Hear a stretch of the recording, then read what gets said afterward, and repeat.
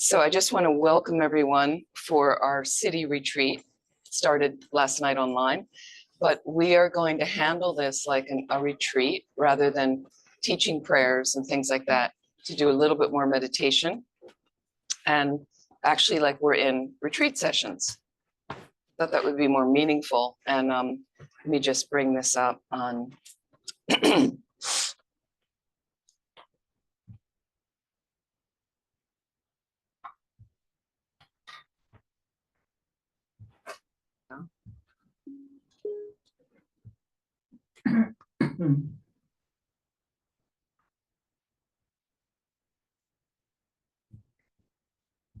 Recording in progress. Okay. Thank you. So, and it's also nice, I want to read a section from Lama Yeshe that was just sent this morning on FPMT. Our organization will send out daily, almost daily, like news, e-letters. And so the one this morning was about the 8 worldly dharmas that we just talked about yesterday. So I always like that when I'm in sync with, it's like the universe is listening to you and it sends you just what you need all the time. So we're going to just take a moment and let's explore our motivation. And I'm going to start sharing a text online, excuse me, that is the Shakyamuni Buddha daily meditation practice. So some of you do that, but it's your fundamental basic guru yoga practice. So I've put together that Lizette has sent out to people. She can send it out also to all of you.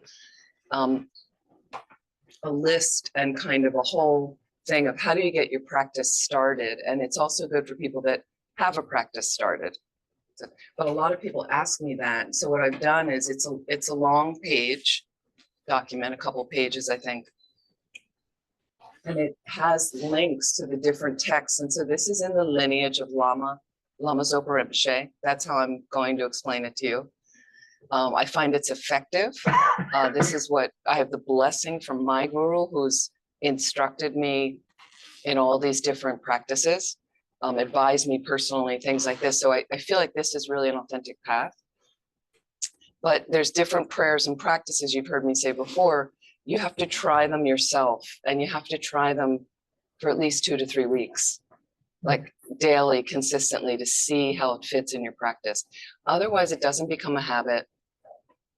Otherwise you're not going to resonate. It's going to be, even after years, it's still tedious at times. Sometimes I'll say, oh, I don't really feel like doing that now.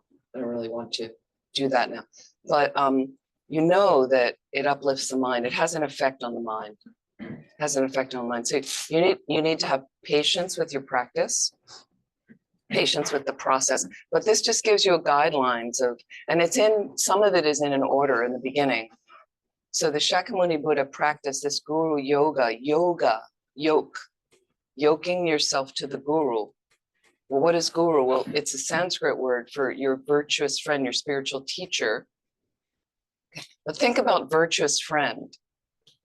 Think about those words, virtuous friend. We sometimes call the guru the virtuous friend. Rinpoche always referred often like that to the guru, to his gurus. Virtuous friend. So we have lots of friends. And are they virtuous? And how virtuous are they? Right. No. Right. But to some degree, there's some level of goodness. Everyone has Buddha nature. Buddha nature. What does that mean? It means you have a seed, you have a potential that will ripen into a fully realized being. Every one of you has that. It doesn't mean you're a Buddha, but it means you have that potential. That's exciting. So we want to nurture that potential. That's what Dharma classes are about. That's what retreat is about. That's what reading a Dharma book is, with focus. That's what trying to follow a practice every day is about, is waking up that potential. Okay. And it's hard work.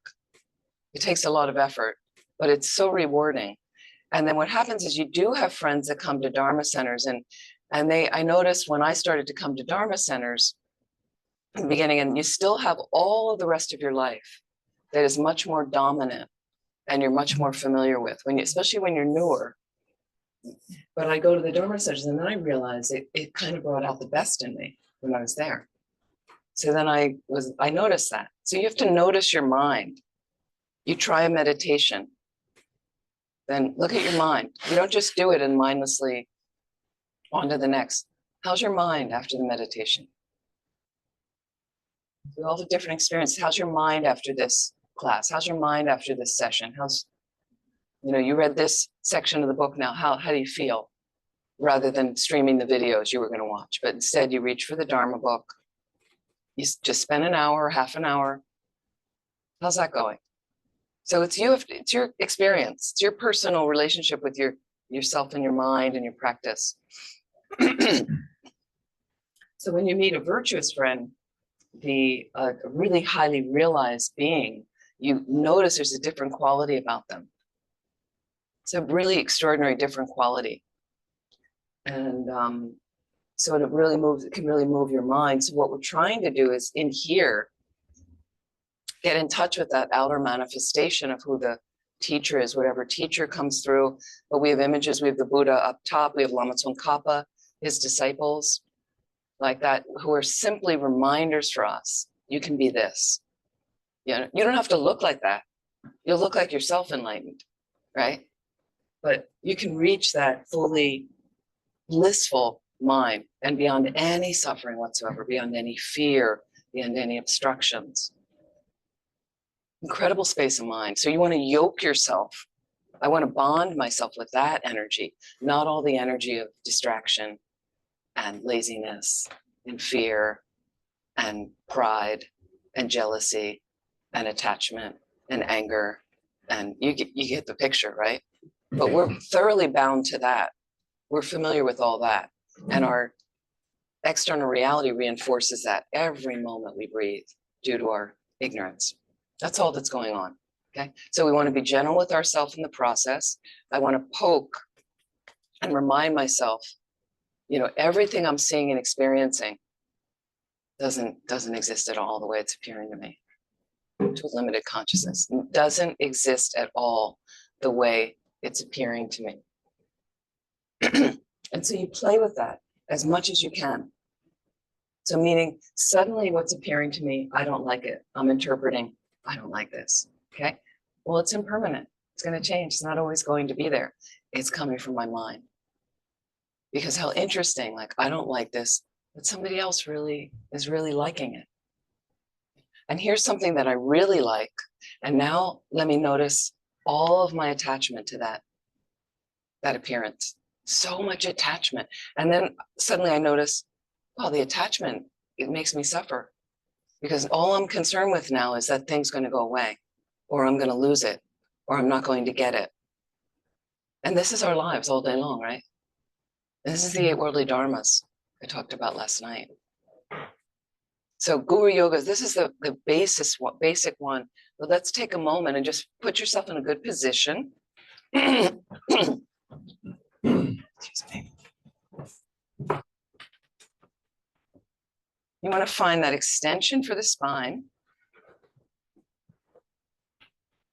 And in a chair, perfectly fine to meditate. Just have your feet straight down, flat on the floor or on a cushion on the floor. Can lightly close your eyes.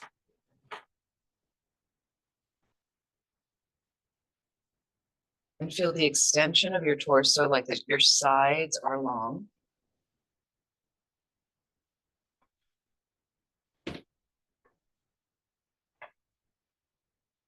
Then you can, if you'd like, you can place your hands. The hands normally are palm face up. And you can look, if you like, the right palm is on the left. The thumbs are actually pressed together.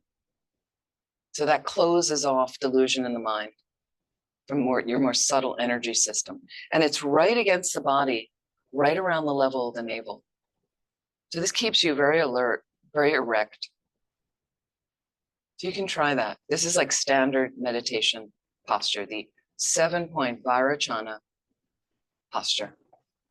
Vairocana or Vairocana There's an aspect of the Buddha that brings us our form. So there's an effective form for meditation, and this happens to be one of them. The eyes are lightly closed, focused towards the tip of the nose or the floor in the space in front of you. So let's be reasonable. If you're very, very distracted right now, close your eyes. Just bring the gaze inward.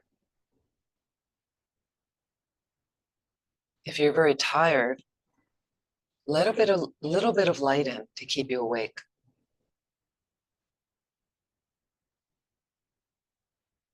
The head is in a comfortable position, the little tilt forward.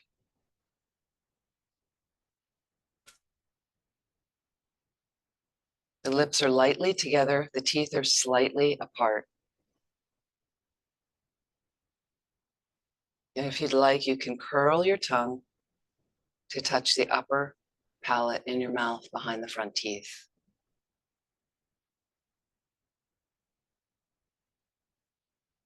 Seven-point Varachana posture. And allow a normal, natural breath to move through your system.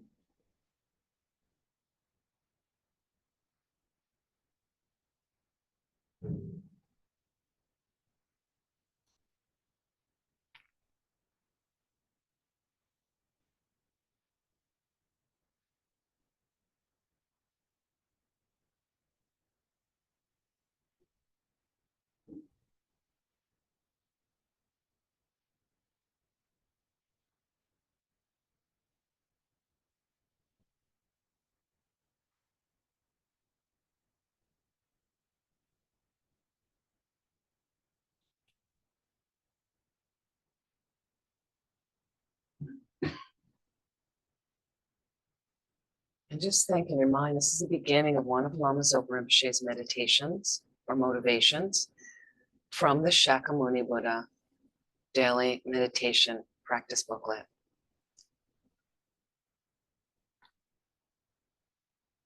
Rinpoche starts with, how wonderful it is that I did not die last night.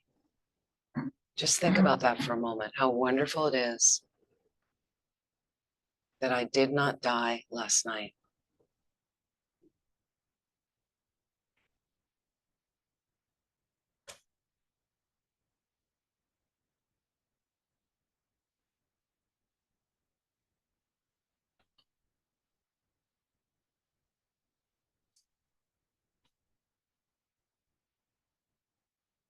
So here you are alive. Fantastic. We get another day. Another day to work with your mind.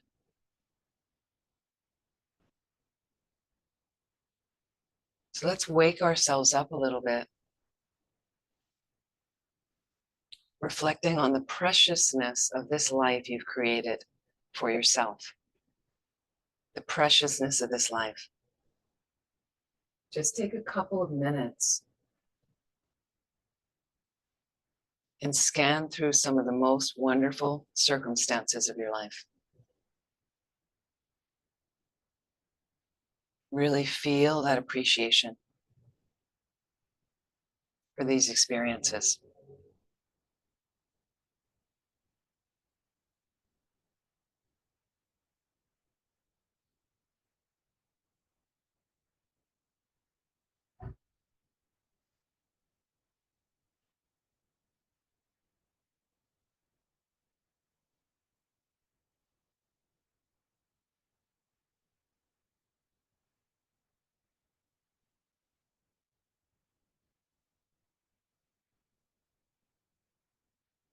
And what about your good qualities? You have many good qualities. This is not time to focus on your mistakes. You have many good qualities. Can you feel gratitude right now for those? Just drink that in. Let that wave of appreciation wash over you.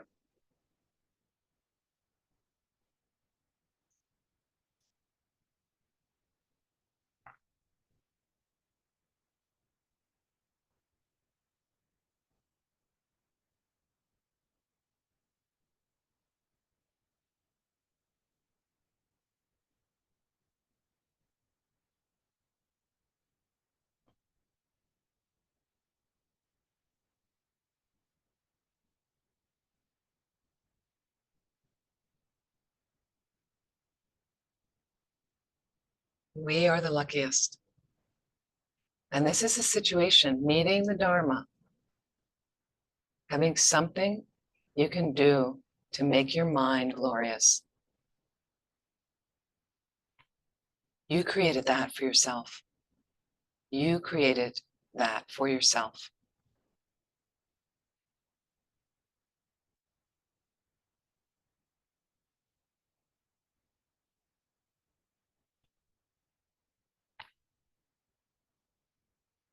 So certainly we have problems, but this is not the time to focus on them right now. This is about waking up your precious human rebirth. We're free from more suffering situations. And we have a Buddha that appeared, teachings that are furthered. It's incredible right now. Incredible opportunity that's only available for a very small amount of beings. And this chance may be a long time before it comes around again for you. Just relish this moment, this time, this life. Incredible.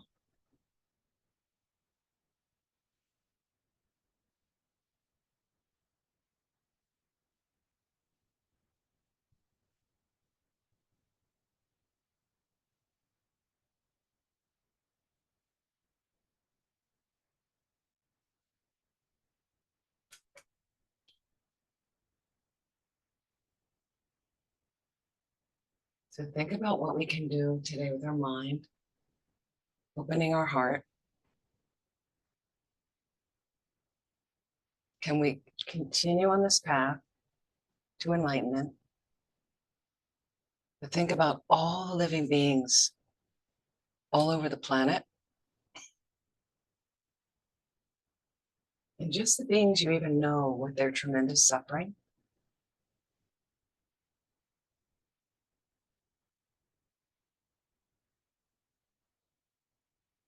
And we can just imagine beings, for instance, in the lower realms, all the tremendous suffering.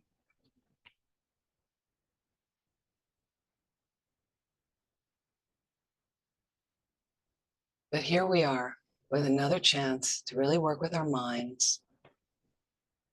So just feel as much as you can in your heart this motivation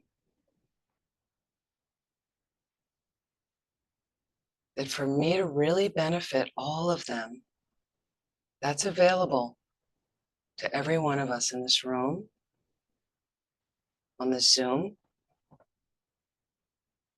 to benefit every single one of these beings perfectly, if we can become a Buddha.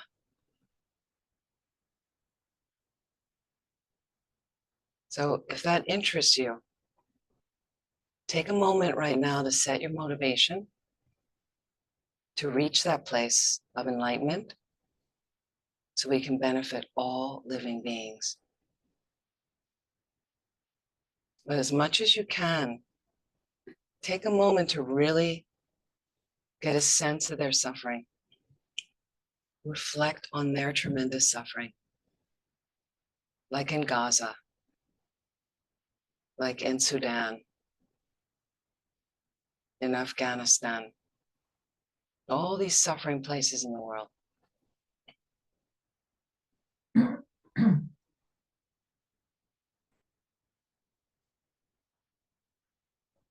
As if they're crying out for us. Feel that urgency in your heart. I must help them. I must help them. And from there, set your motivation.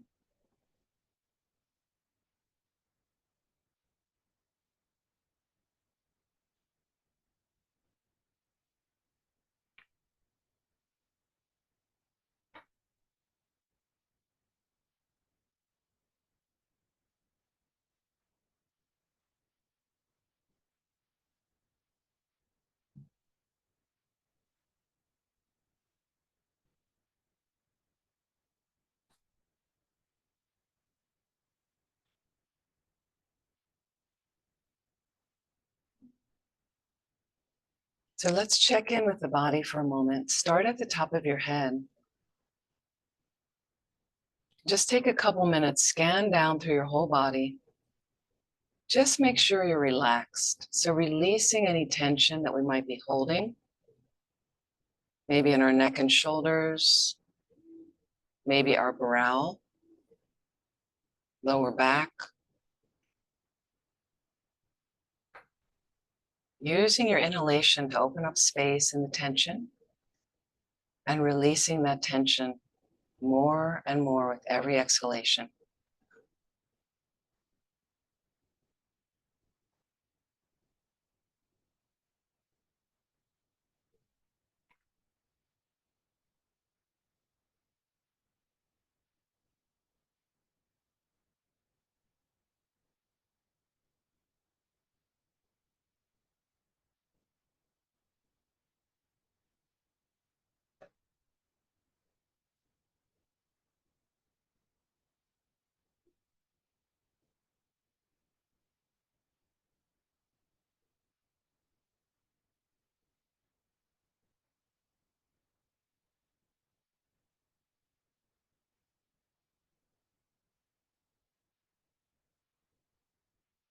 So right in the beginning of the Guru Shakyamuni Buddha practice, daily meditation practice, Rinpoche added that if you haven't done the morning motivation, he calls it the method to transform a suffering life into happiness. So again, generate a good motivation, which we just did. But again, so that's the first thing on my list is that method to transform a suffering life. So the booklets kind of follow each other and it helps you, it refers. So that way, if you get lost in your practice, you go, oh, right, let me do that one first. Or let me see what that one is about.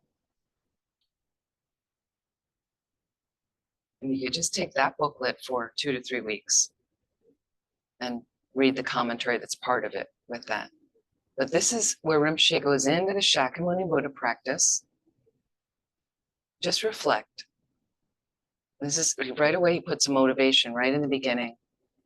How extremely lucky I am that I have not died yet. Do you ever think about that in the morning? Because when we think of heart spoon, this is definitely going to happen to you. Then Rinpoche goes on, Shakyamuni Buddha, I'm especially lucky that my death didn't happen last night. And how wonderful and fortunate it is that today I'm still a human being, a state that is extremely rare. So you could just take that paragraph alone and sit with that sometimes in the morning as a motivation.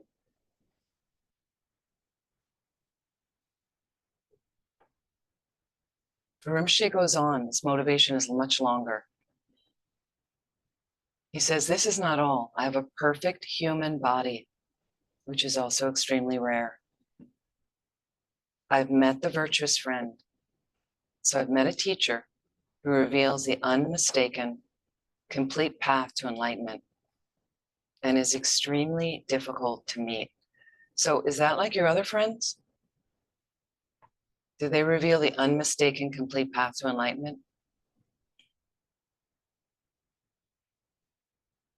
But reflect as well. I have met the Buddha Dharma, which is also extremely difficult to meet.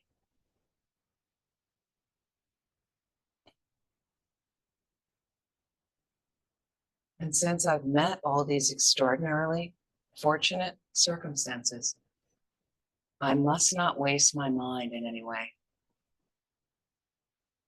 I must make my life as useful as possible for infinite mother sentient beings.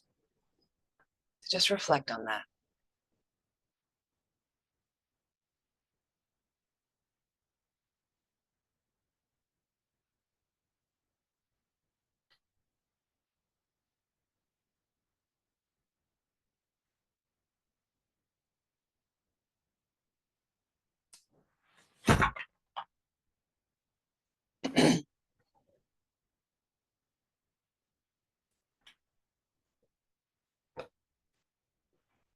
So please relax and slowly open your eyes.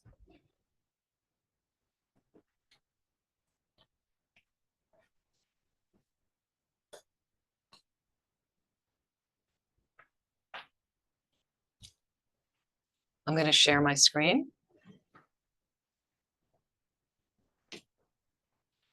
So please let me know if you can't see something.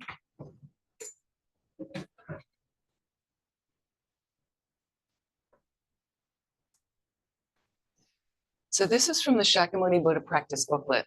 Again, a good way to start. And again, when you're in retreat, you'd have some sort of Guru Yoga practice. There's different types of refuge we normally recite, okay? So I know it's hard for everyone to see, but we'll just go along and yeah, you can turn it if it's easier for people. What we're gonna do is, those of you who can see the screen, we're going to start with taking refuge in the Gurus, and we'll recite this 3 times. So again, there's different refuge prayers. We want to imagine Shakyamuni Buddha for a sense. It's right there. So we have Buddha in front. You want to imagine he's there, inseparable with any of our particular teachers. That you place that teacher at their heart. Imagine them at the heart, small, like that. And so what we're taking refuge in, I'm seeking protection, okay? In a sense, that's what refuge is, shelter, shelter. I want protection from suffering, from something, a manifestation externally that is a reminder to me of my highest level of wisdom, compassion, loving kindness, all the good qualities. So I'm yoking myself to that image of that perfection. I want to tie myself, bond myself to that. Okay, because that's my freedom. That will help get me free. Okay, so I want to seek protection there. It's kind of what it's saying.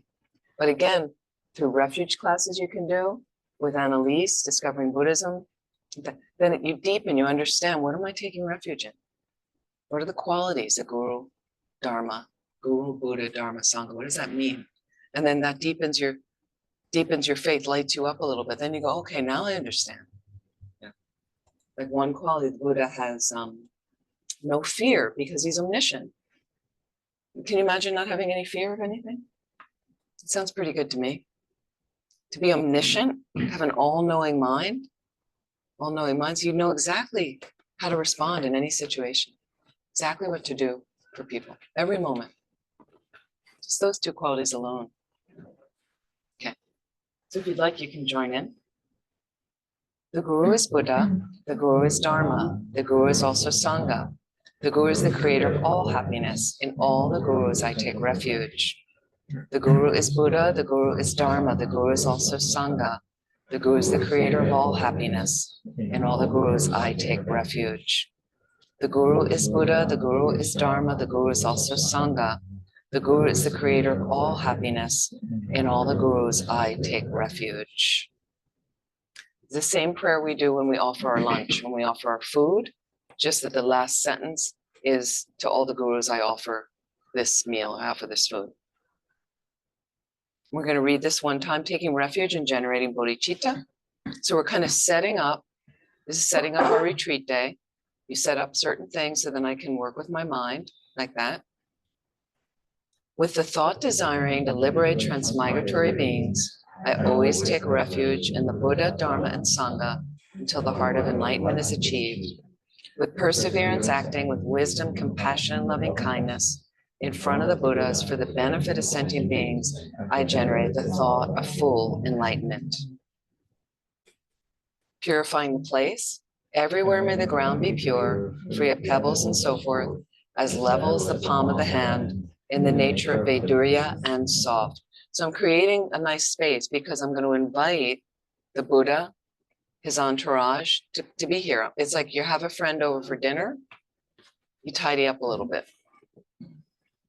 Then I'm going to ask them to come, the invocation. Should we turn this a little bit more? Can we? Oh, they can see. Okay, wonderful. Fantastic. Savior of all sentient beings without exception, divine destroyer of the unbearable hordes of Maras and their forces, perfect knower of all things without exception, Bhagavan, together with your retinue, please come here. Then we have lots of offerings here at the center, flowers, water bowl offerings, that they all represent things like your joyous effort, your any idea you have of wisdom, your prayers, your dedications, your good morality, your good ethics, things like that. May divine and human offerings, both actually arranged and mentally emanated, become clouds of the finest Samantabhadra offerings, filling the entire realm of space. This offering cloud mantra multiplies all these offerings infinitely. So imagine the realm is just filled with flowers, beautiful incense, beautiful water offerings, incredible music, food, scented oils, things like that. Om Namo Bhagavate Vajrasarva Parmadana Tathagataya Arhate Samyak Sambuddhaya Tayata Om Vajre Vajre Mahavajre Mahadejava Mahabhidya Vajre Mahabodhi Chitta Vajre Mahabodhi Mendova Samkramana Vajre Sawakam Avarana Vishadana Vajre Soha Om Namo Bhagavate Vajrasarva Parmadana Tathagataya Arhate Samyak Sambuddhaya Tayata Om Vajre Vajre Mahavajre Mahateja Vajre Mahabhidya Vajre Mahabodhi Chitta Vajre Mahabodhi Mendopa Sampramana Vajre Sarakama Avarana Vishadana Vajre Soha Om Namo Bhagavate Vajrasarva Parmadana Tathagataya Arhate Samyak Sambuddhaya Tayata Om Vajre Vajre Mahavajre Ma Teja Vajre Mahavidya Vajre Mahabodhi Chitta Vajre Mahabodhi Mendopa Sampramana Vajre Sarva Karma Avarana Vishadan Vajre Soha. So that offering cloud mantra also helps that the holy beings to absorb, to want to accept our offerings. And then we dissolve everything into emptiness with the extensive power of truth. By the power of truth of the three rare sublime ones, the blessings of all the Buddhas and Bodhisattvas, the great wealth of the completed two types of merits, and the pure and inconceivable sphere of phenomena, may these piles of clouds of offerings arising through transformation by the Bodhisattva's Arya Samantabhadra. So Samantabhadra was an offering wizard. So he would light one candle and it would multiply into infinite offerings. So we'd like to make our offerings like that. That's why he's mentioned here. Manjushri, Buddha of infinite wisdom, and so forth, unimaginable and inexhaustible, equaling the sky, arise and in the presence of the Buddhas and Bodhisattvas of the 10 directions, be received.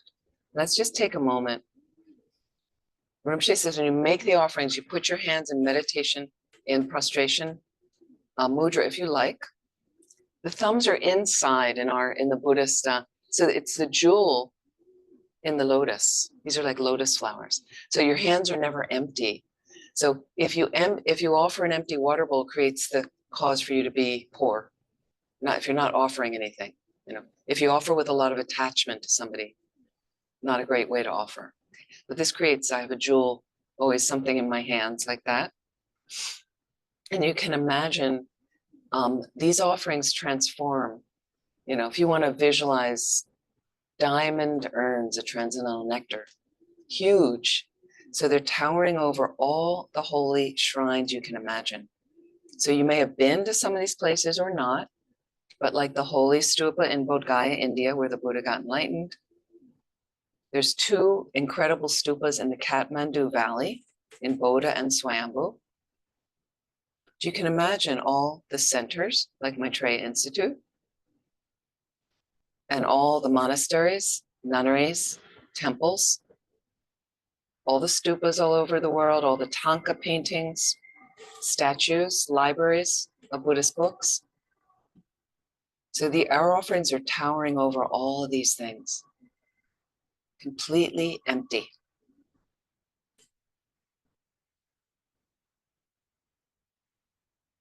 And all of these things, inseparable from that transcendental nature, of your own highest realization of Buddhahood. Inseparable with that, you yoke yourself to that energy.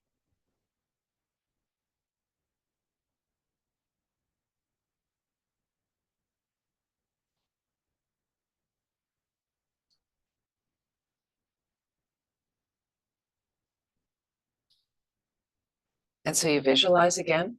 So you can put your hands down, made our offerings, and now the Buddha's in the space in front. And imagine him on a beautiful lion throne made of jewels, slightly higher than the level of your forehead. He's a few feet in front of you, about 6 inches in height. Beautiful, radiant being. And so in this practice booklet, there's a description. And you can read through the description, have a better understanding. For instance, his lips are red, and that shows that he teaches out of compassion. His eyes are slightly closed to show he's in meditative absorption, but they're also slightly open because he's ready to get up and serve all living beings. He sees everything.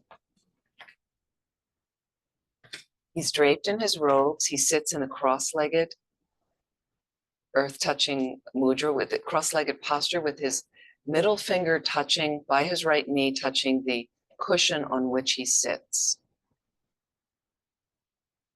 So he's often seated on top of the throne, an open multicolored lotus representing renunciation, as a lotus rises out of the swamp, untainted by the mud around it.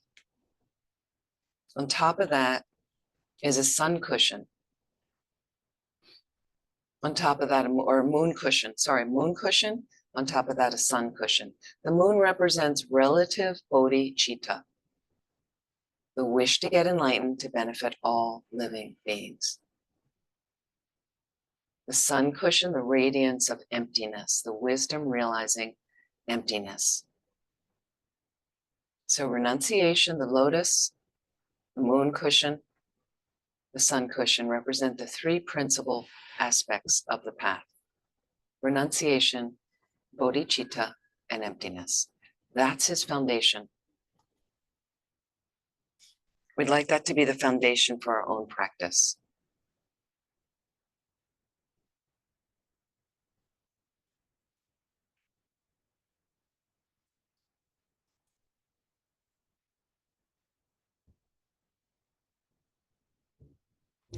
And then we're going to read the four immeasurables. Actually, I'm just going to read these in an abbreviated form for you. So just reflect. Just reflect. We have the Buddha in the space in front as an inspiration to us. Feel as if he's really there. He exists, this golden radiant being. Peaceful, transcendent. And let's just think of all the beings around us. You could visualize more beings filling the space, but all the beings on the planet with all their various sufferings.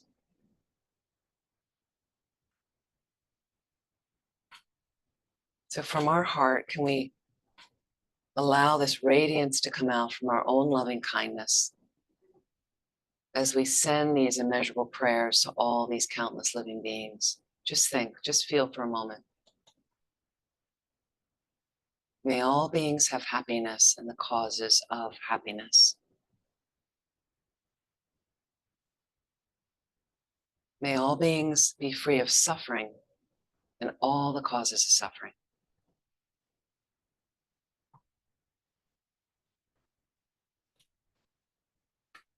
May all beings never be separated from the happiness that knows no suffering. So immeasurable joy. And may all beings experience equanimity, free from holding attachment to some and hatred to others.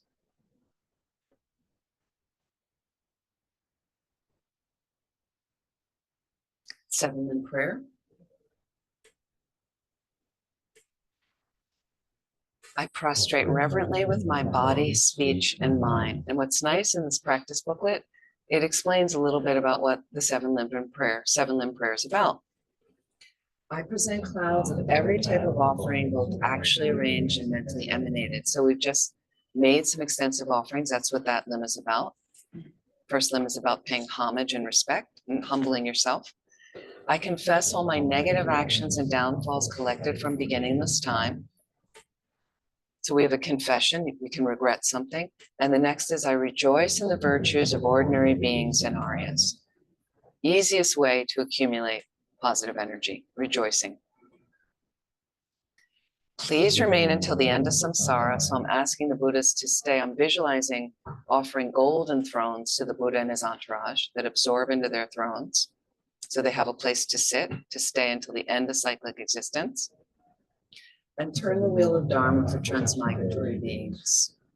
So asking them to teach. And I can visualize offering a 1,000-spoked golden Dharma chakra, Dharma wheel that represents teaching. And the last is dedication.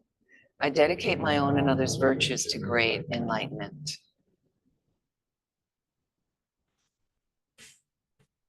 Then we have a mandala offering. So we do a short mandala offering. So it's something symbolic of me offering something so I can have a good retreat session, so I can have a teaching, so I can have more understanding.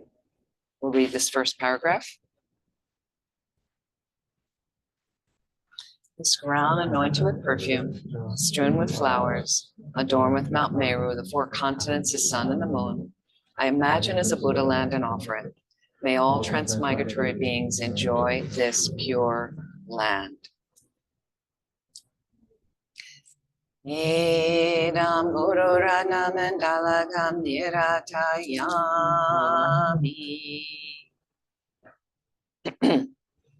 So here are some requests. This is a really integral part, setting up your retreat session, setting up a meditation session, your life. Okay, we don't understand about requests. We don't know that we need to make requests to create causes for things. This gives you formal requests you can do here. Okay, so we're going to recite. Let's recite the first one. First paragraph. Holy body created by 10 million excellent virtues. Holy speech fulfilling the hopes of infinite transmigratory beings. Holy mind seeing all objects of knowledge just as they are. To the principle, the Shakyas, I make requests. So to the Buddha in the space in front of me, I'm asking for your help. Okay. And then if you like in your own practice, you can put those requests into your own words. What are you looking for? What do you need? I'd like to have more concentration in this session. I'd like to really be able to start meditating on the Lam Rim properly. I'd like to be able to do that retreat. I'd like to be able to make a trip to India to go on this pilgrimage, something like that. Whatever your request. I'd like to heal from cancer. I'd like to help my mother do this. I'd like to help, whatever thing is that obviously a lot of worldly requests, not as helpful. So you want to have some sort of requests that are directing my mind to Buddhahood quickly so I can benefit all living beings and get free of all samsara like that. So requests are really, and then it has here, the last paragraph we'll read. Magnificent and precious Guru, please abide on the lotus and moon of my crown. Guide me with your great kindness and grant me the realizations of your holy body, speech, and mind. We have the Buddha in the space in front. I'm asking them, and now I visualize they come to my crown, right over top my crown, facing the same direction as me, Shakyamuni Buddha. And the foundation of all good qualities comes next, and that is one of our main Lam Rim prayers we can read. It's really nice if you can read every day. And so normally what we do is if we read this, you scan through and you recognize the different topics. So we'll just start in the beginning. The foundation of all good qualities is the kind and perfect Guru. Correctly following the Guru is the root of the path. By clearly seeing this and applying great effort, please bless me to rely upon the Guru with great respect. That's talking about Guru devotion, the Guru devotion part, a kind of a preliminary to the Lam Rim. Okay, so you want to meditate on Guru devotion. You want to first study and read in the Lam Rim books, what exactly do I meditate on? And you can use some guides that show you these are the essential points. Like that, one of the books I showed last night, Venerable Sangye Kadro's newer book on how to meditate on the graduated path, on the stages of the path. And then you'd spend some time right there, just stop the prayer. You have 10 minutes, 15 minutes, 20 minutes, whatever time you have. If you're doing a Lamrim retreat, you'd spend more time. Yeah. And really analytically coming from every angle. So now we go to the next paragraph. When I have discovered that the precious freedom of this rebirth is found only once, is extremely difficult to find again, and is greatly meaningful, please bless me to unceasingly generate the mind, taking its essence day and night. So I asked you in the very beginning to reflect on your precious human rebirth. But this is this part of the Lamrim. If you want to meditate on that, and you have a month or so, there's 8 freedoms and 10 richnesses, 18 situations that make up a precious human rebirth. So what you could do is take one of those situations a day, go through 18 days, finish that, okay? Then you meditate on the rarity of that. So basically you could take 3 weeks, take a month and do it. Maybe some of the ones you want to do 2 days. You want to spend 2 days on those. Fine. That precious human rebirth. Here's the next one. This body and life are changing like a water bubble. Remember how quickly they perish and death comes. Let's just stop right there, okay? This is the death meditation. So we're just going to do really quick, okay? Just find your meditation posture. You can lightly close your eyes.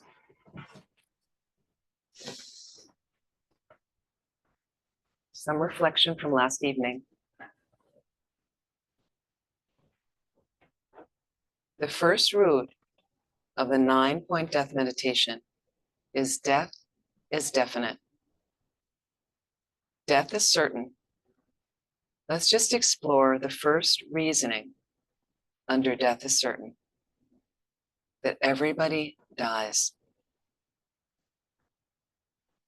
Just reflect. There is no power in the universe that will stop death from coming to you. So turn that line over in your mind again and again and again. And think in the back of your mind, with another corner of your mind, I am definitely going to die.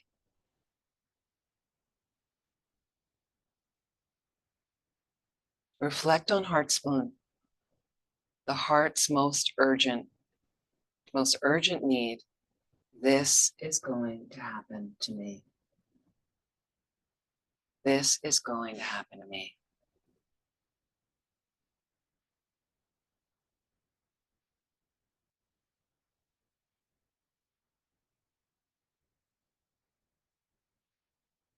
Feel it as deeply as you can in your bones.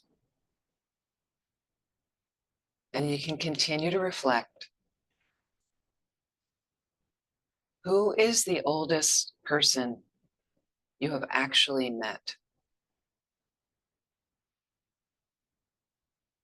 Or the oldest person you've ever heard about?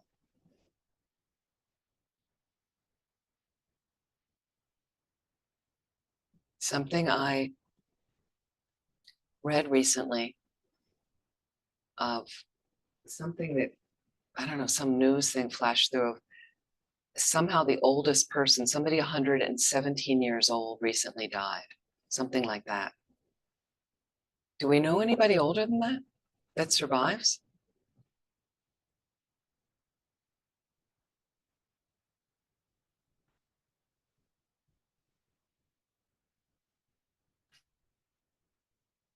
So you want to single-pointedly keep your mind on these reflections.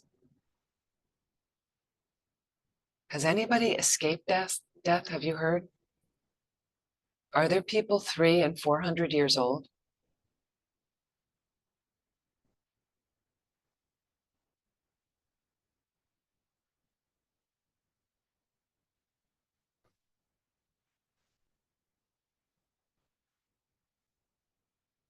Can you figure out a way out of that situation of death, what will you do? How will you beat it?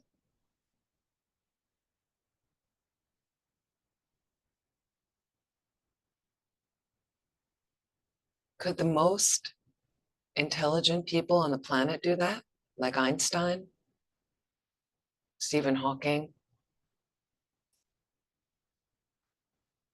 all the geniuses and great philosophers, brilliant scientists, thinkers, inventors? Have they figured out a way out of death?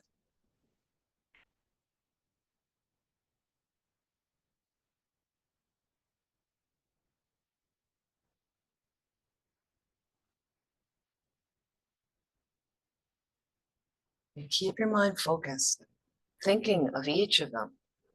Any of the ones you know, have they figured out a way out of death? Which one has figured it out?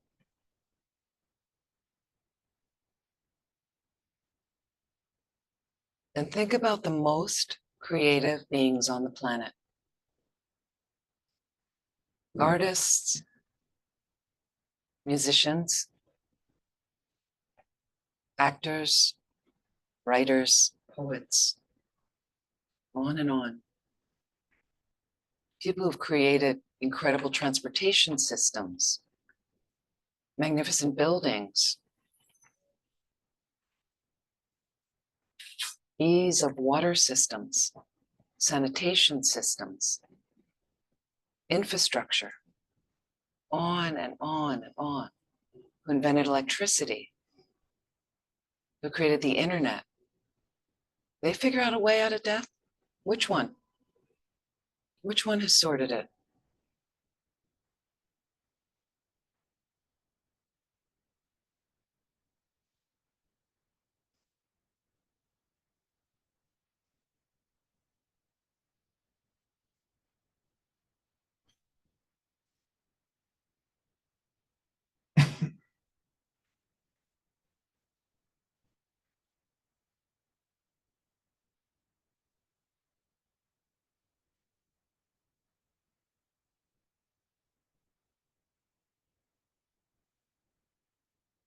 What about spiritual leaders like Jesus, Mother Teresa, Pope Francis? Even the Buddha died. Even the Buddha died.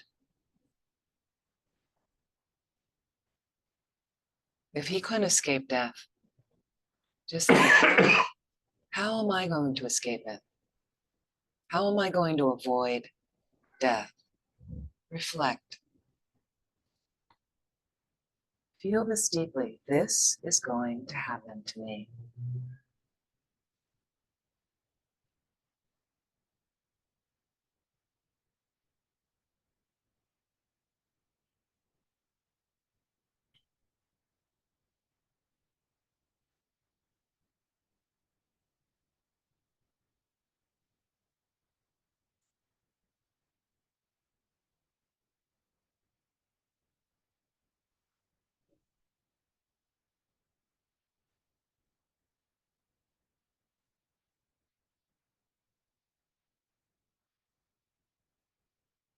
So can you resolve right now in your mind,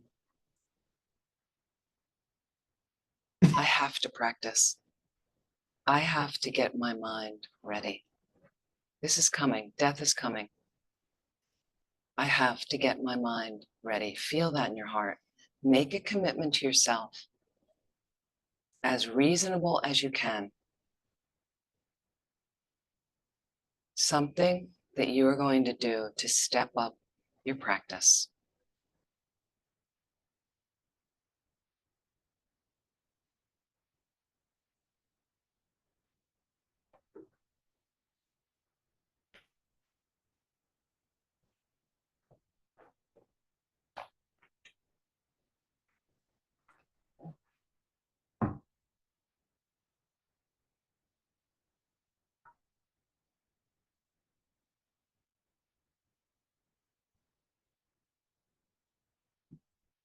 So please relax.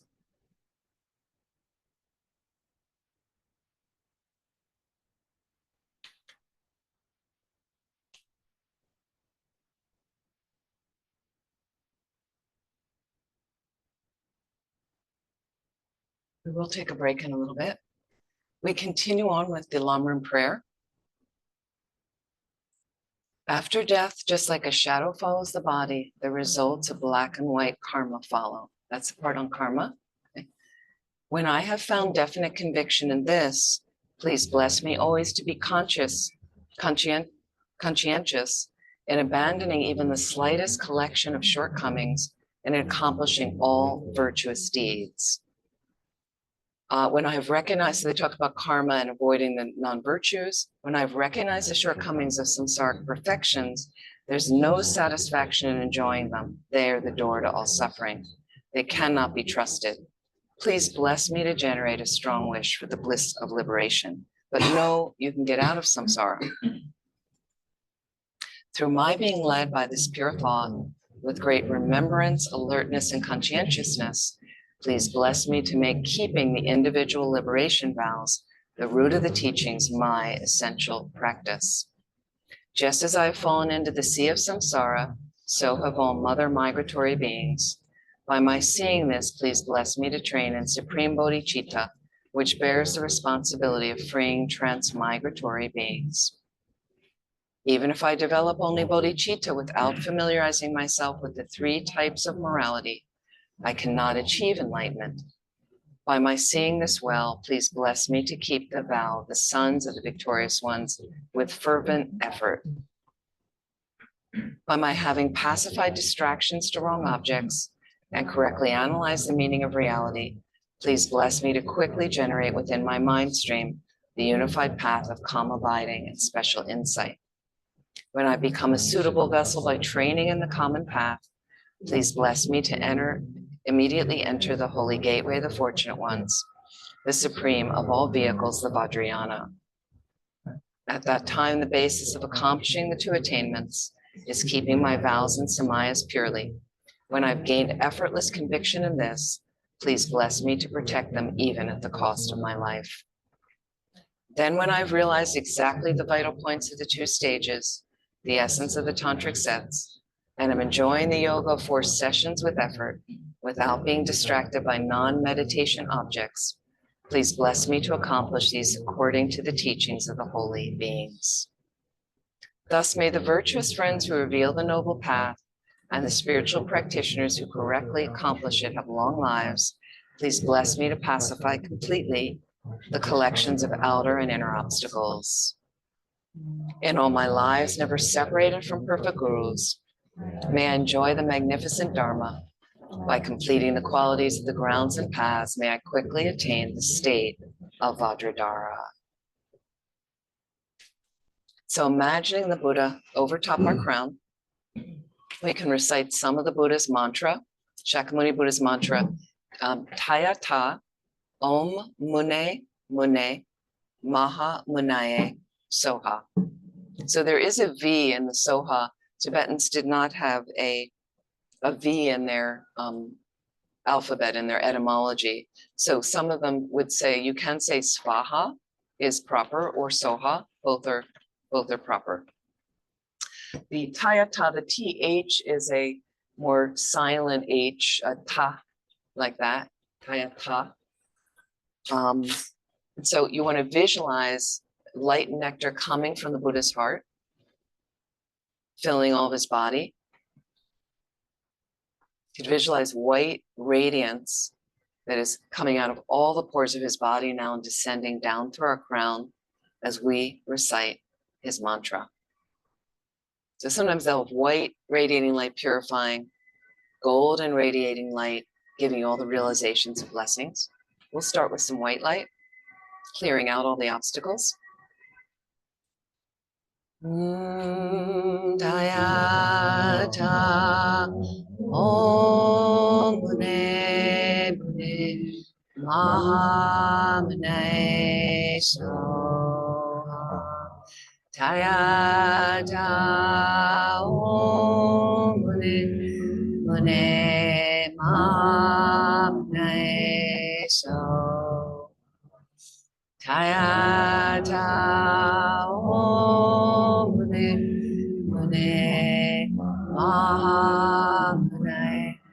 Soha.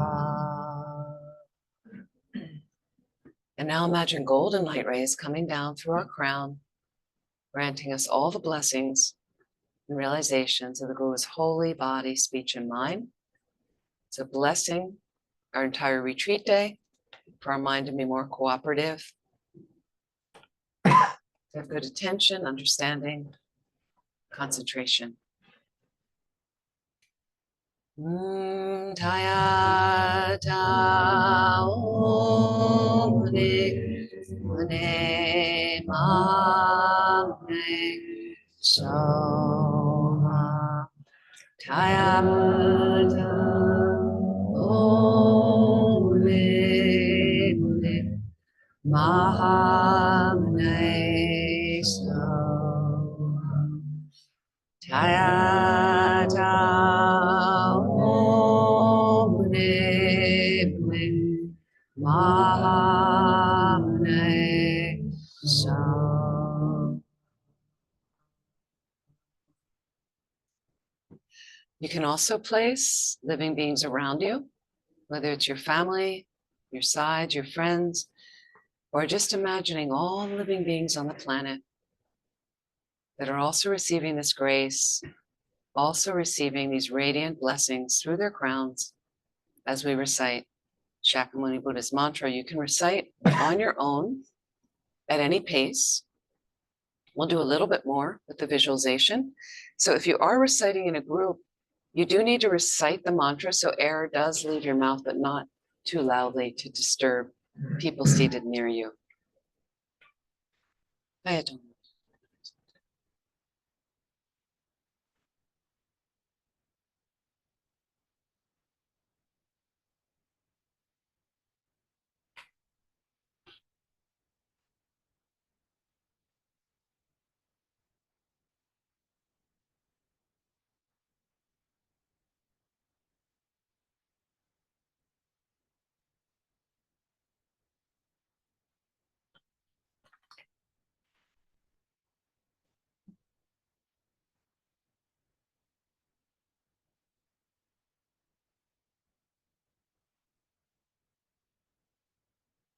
Tayata om mune mune maha mune so ha.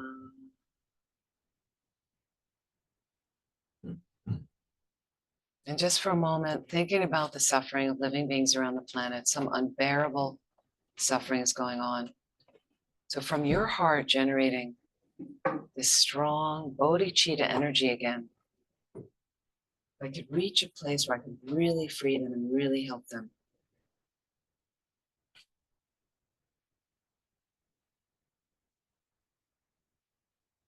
Can you make a commitment in your heart to live your life with a good heart, great compassion, loving kindness for all living beings? To try your best to work, moving on this path, reaching a place where we'll one day be able to help free all of them, to lead them to that enlightenment as well. And just think, because of our energy right now, because of our practice,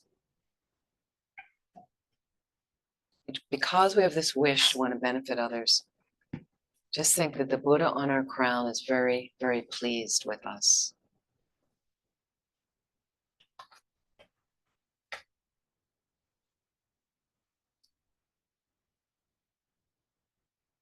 And just imagine that the Shakyamuni Buddha over top your crown, you can either dissolve the Buddha over your crown, you can dissolve a replica of the Buddha, keeping the Buddha out there all day.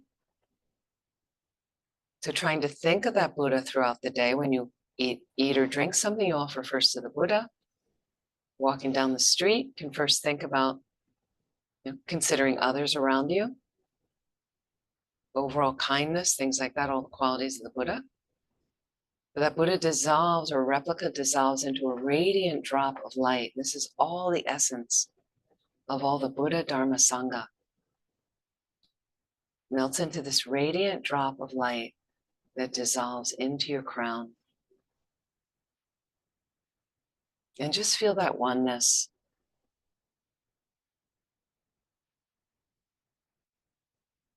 that yoking, bonding, your body, speech, and mind, one with Guru Shakyamuni's holy body, holy speech, holy mind.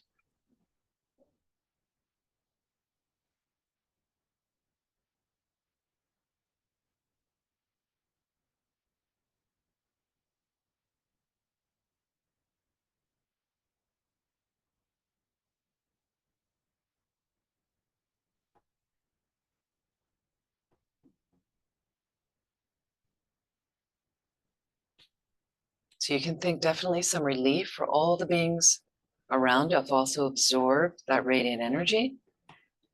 And we just have a brief dedication that may whatever benefit we've done from doing this practice, whatever merit we've created, may it help us to reach enlightenment quickly to benefit all living beings and help awaken that heart of bodhicitta in us more and more. Please relax.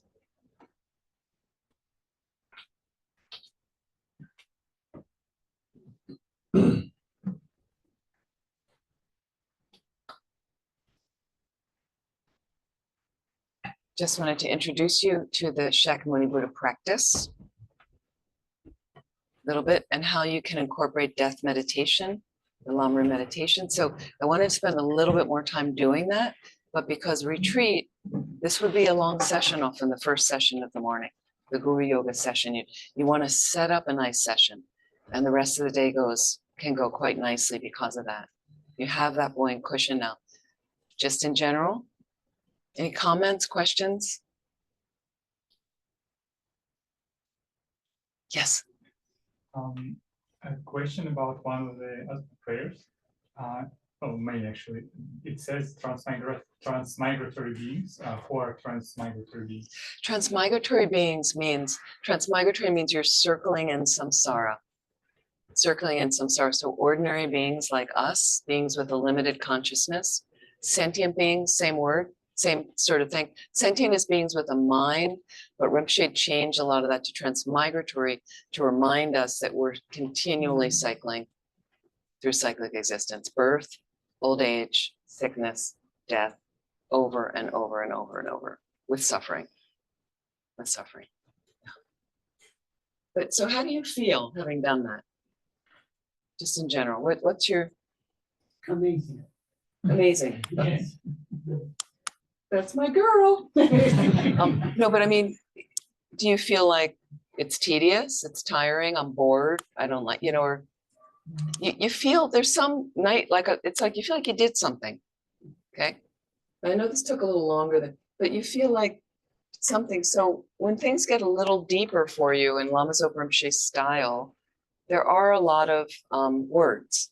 A lot of us say there's just too many words. There's a lot of prayers, but you break it down.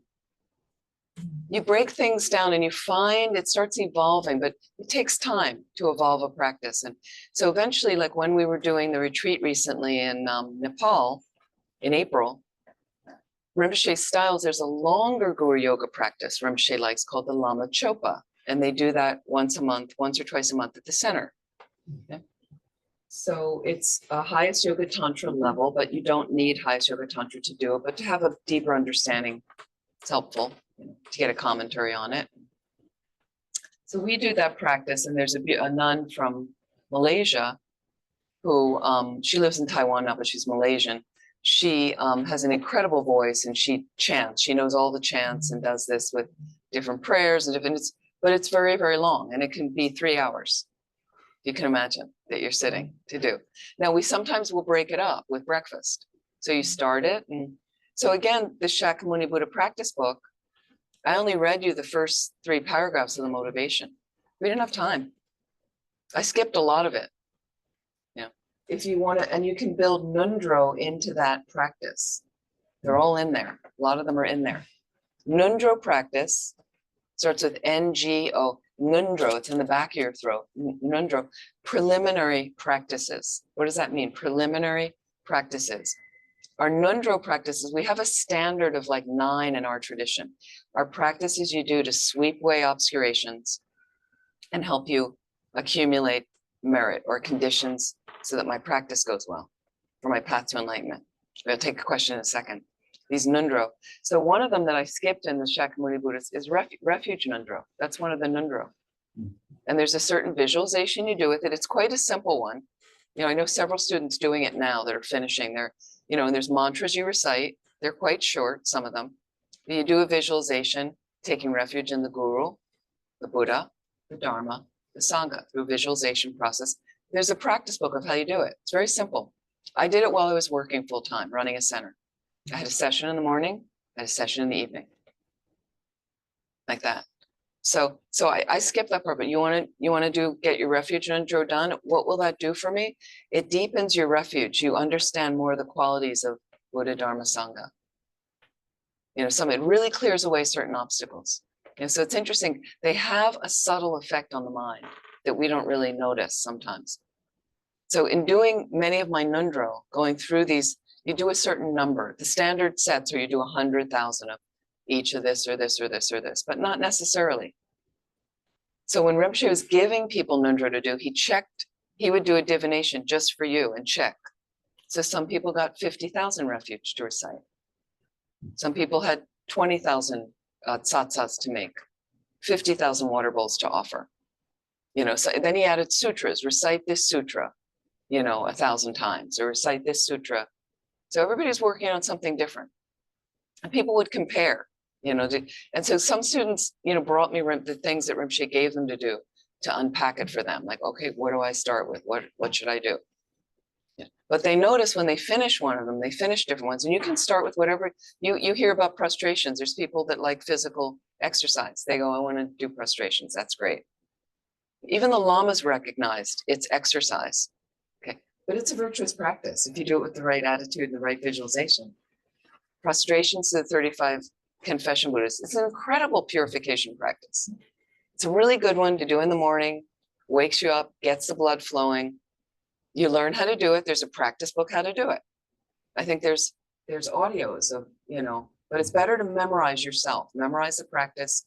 It'll be turning through your head. And when you're dying, that's what'll be turning through your mind. That's what you want to do. These practices are designed to turning my mind from the distraction of the worldly, turning my mind. That's what they're designed to do.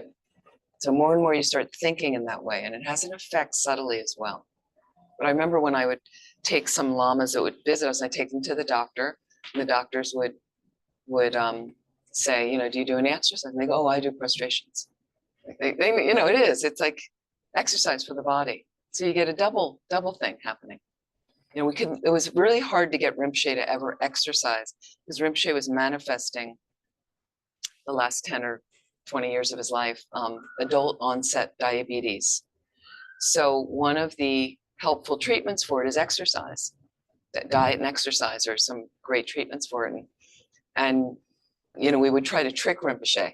So some of you went to Light of the Path retreat in North Carolina, I think, and Rinpoche's house was at the top of a big hill from the meditation room to go up to where Rinpoche's room was.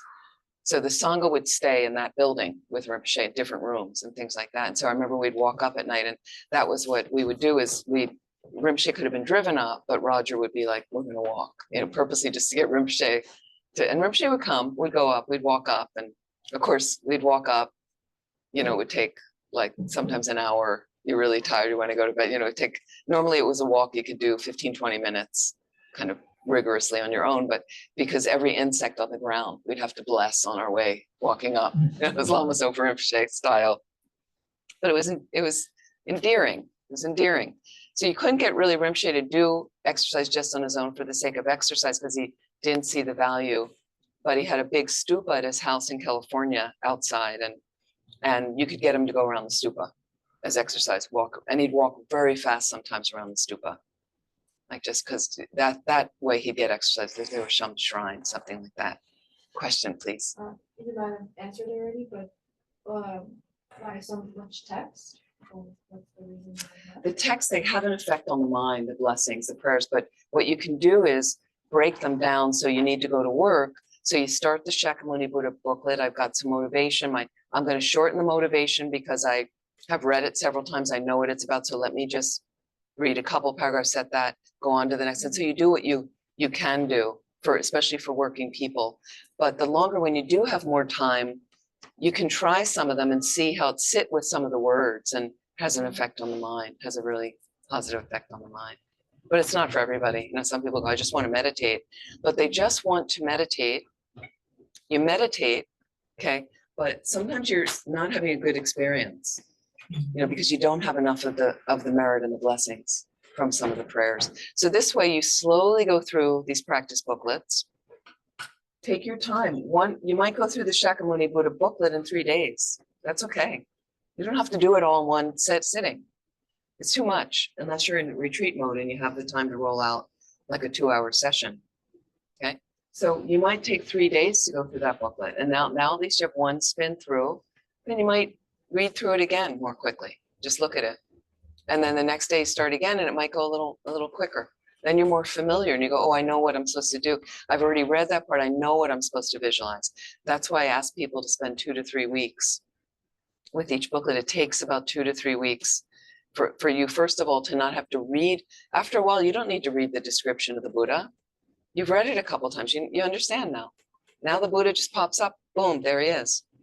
There he is, golden throne. Every once in a while, you might want to read and go, oh, I forgot about the lions on the, you know, each corner of the throne has 2 snow lions. What do they represent? Fearlessness. Okay.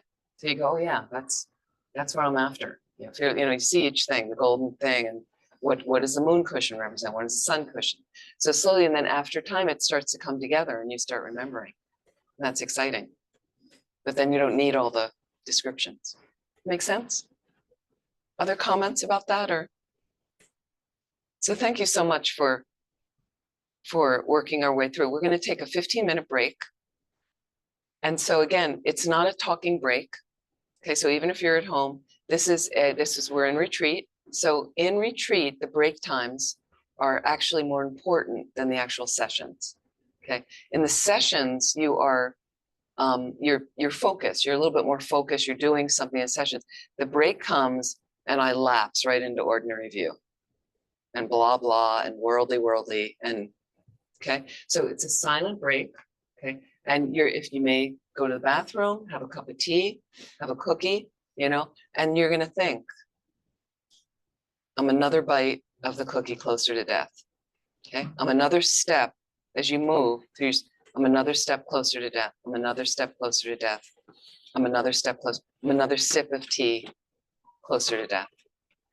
Another cup of coffee closer. Another standing in the rays of the sun closer to death. Another breeze closer to death. Okay, okay. And just think in the back of your mind. Okay. And so what I did read, I was reading last night, the reason Rinpoche changed in Heart Spoon, I'm calling it Heart Spoon, but he says the heart's utmost need. The reason he changed, this is going to happen to me, okay? He says when you're reading it to yourself, like a poem, that's how you read it. When we read it together as a group, this is going to happen to you. That was the original Heart Spoon. This is going to happen to you. So you can even look around at the other people, those of us that are here, and you can think, this is going to happen to you. It's going to happen. Or you can go back into the more meditative thing. This is going to happen to me. I'm now another step closer. So we'll work with it like that. Okay. Thank you. 15 minutes, 15, 20 minutes.